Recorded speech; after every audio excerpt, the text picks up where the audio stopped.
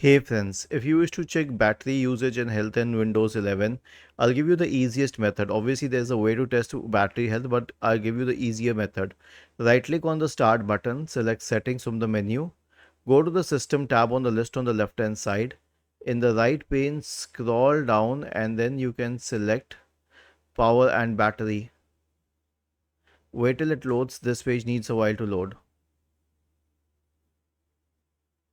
Now, scroll down to battery usage and click on it, and you'll get the graph for the past 28 hours, and you can change it to the last 7 days as well. Okay, so it will give you a screen on average time on the charging percentage for the battery. My battery is good enough, that's what I conclude by this graph. But if it is not touching 100%, even if you're keeping it connected to the charger, then it can be an issue. Was this helpful? If yes, then please subscribe to the channel.